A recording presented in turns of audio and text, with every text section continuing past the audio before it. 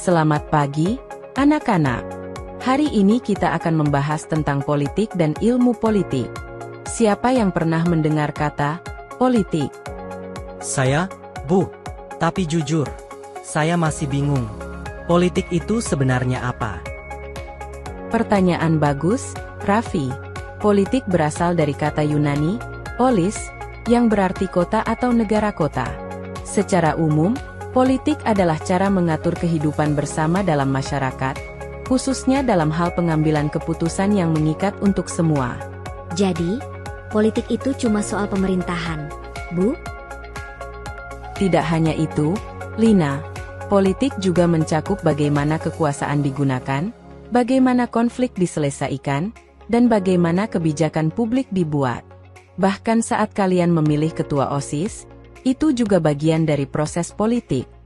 Kalau begitu, apa bedanya politik dengan ilmu politik?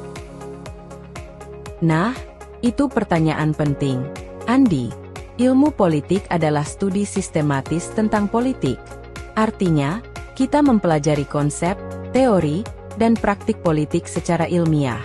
Misalnya, bagaimana sistem pemerintahan bekerja, bagaimana kekuasaan dibagi, dan bagaimana perilaku pemilih terbentuk. Bu, sejak kapan sih politik dipelajari sebagai ilmu? Sejarahnya panjang, Siti. Di zaman Yunani kuno, filsuf seperti Plato dan Aristoteles sudah membahas tentang negara dan keadilan. Aristoteles bahkan dianggap sebagai bapak ilmu politik.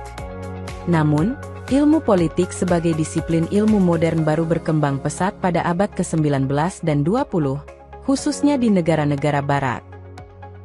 Jadi, ilmu politik itu penting ya, Bu? Sangat penting.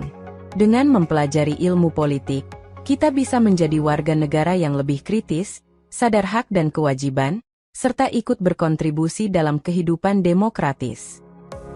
Wah, ternyata politik tidak seseram yang sering dibicarakan di media. Ya. Betul, Lina.